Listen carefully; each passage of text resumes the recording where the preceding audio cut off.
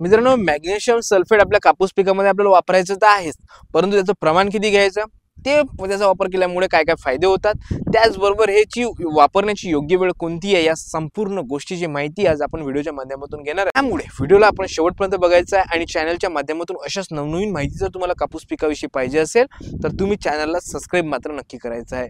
शेतकरी मित्रांनो, सर्वप्रथम आपण फायदे बघून घेऊया की मॅग्नेशियमचा जर वापर आपण केला तर आपल्या कापूस पिकामध्ये आपल्याला काय काय बदल पाहायला मिळतील। तर मॅग्नेशियमच्या वापरामुळे आपल्या कापूस पीक ज्यावेळी आपल्याला जास्त पाऊस होतो किंवा काही पिंगटपणा आपल्या पिकावर दिसतो, तर त्यावेळी मॅग्नेशियमचा जर वापर तुम्ही करत असला, म्हणजे तुम्ही जर आपल्या खतासोबत मॅग्नेशियमचा वापर केला तर तुम्हाला तो जी समस्या आहे पिंगटपणाची वगैरे ते तुम्हाला आपल्या कापूस पिकामध्ये दिसणार नाही। सोबतच मित्रांनो, मॅग्नेशियमचा वापर केला तर आपल्याला आपल्या पिकामध्ये लाल्या रोगाचं जे प्रमाण आहे ते देखील दिसणार नाही। लाल्या रोग अतिशय कंट्रोलमध्ये राहील। भविष्यात जी काही समस्या येत आहे, पानं लाल पडणे वगैरे, जर तुम्ही सुरुवातीपासून जर कापूस पिकाला जर मॅग्नेशियमचा डोस देणं सुरू ठेवलं तर नक्कीच तुम्हाला तो देखील रोग तुमच्या पिकामध्ये दिसणार नाही। मॅग्नेशियमचे आणखी असे फायदे असे की मित्रांनो, मॅग्नेशियममध्ये आपल्याला सल्फर आहे, मॅग्नेशियम आहे आणि सल्फर असल्यामुळे कापूस पिकाच्या बोंडाच्या वाढीसाठी देखील सल्फर हे मदत करत असतं। 12% सल्फर आहे आणि सल्फर असल्यामुळे आपल्या कापूस पिकाचे बोंडाचं देखील वजन वाढण्यासाठी हे मॅग्नेशियम मदत करत असतं। तर मित्रांनो, हे झाले मॅग्नेशियमचे फायदे।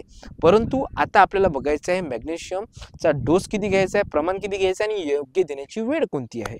तर मित्रांनो, मॅग्नेशियमची योग्य देण्याची वेळ जे मी सांगेल की ज्यावेळी तुमचा खताचा दुसरा डोस असतो, दुसरा आणि तिसरा या दोन्ही डोसमध्ये तुम्हाला मॅग्नेशियम एकरी 10 किलो याचा वापर करायचा आहे। 25 किलोची बॅग येते, 12.5 किलो जरी तुम्ही डोजला दिलं, प्रत्येक डोजला दिलं तर तरी काही प्रॉब्लेम नाही।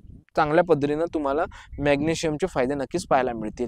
तर मित्रांनो, आपल्याला साधारणतः पहिला डोस जो आपण कापूस पिकाचा जो यावेळी घेतो तेव्हा 20-25 दिवसांनी घेतो, त्यावेळी मॅग्नेशियमचा वापर करू शकतो।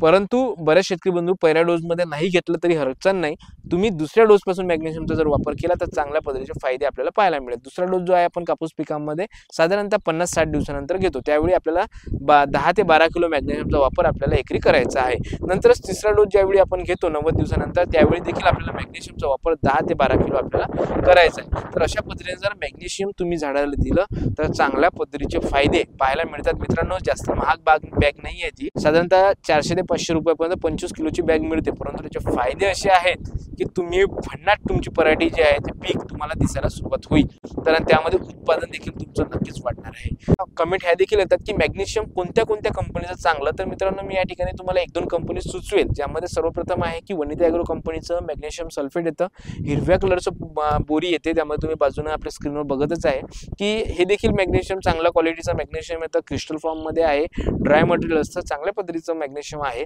नंतरच हे नाही मिळालं तर तुम्ही महादन कंपनीचं देखील मॅग्नेशियम घेऊ शकता, हे देखील चांगल्या पद्धतीचं मॅग्नेशियम आहे। नंतरच तुम्ही इफ्को कंपनीचं देखील घेऊ शकता। ह्या 3 कंपन्या जे आहे ते चांगल्या पद्धतीचं मॅग्नेशियम शेतकरी बंधूंना प्रोव्हाइड करतात, म्हणूनच तुम्ही या 3 पैकी कुठल्या एखाद्या कंपनीचा घ्या। अशा पद्धतीने आपल्याला मॅग्नेशियमचा वापर आपल्या कापूस या पिकामध्ये करायचा आहे। अशाच पद्धतीच्या नवनवीन माहितीसाठी हेल्पिंग फार्मर या YouTube चॅनल नक्की सबस्क्राइब करा। भेटूया पुढच्या व्हिडिओमध्ये अशाच प्रकारची नवनवीन माहिती घेऊन।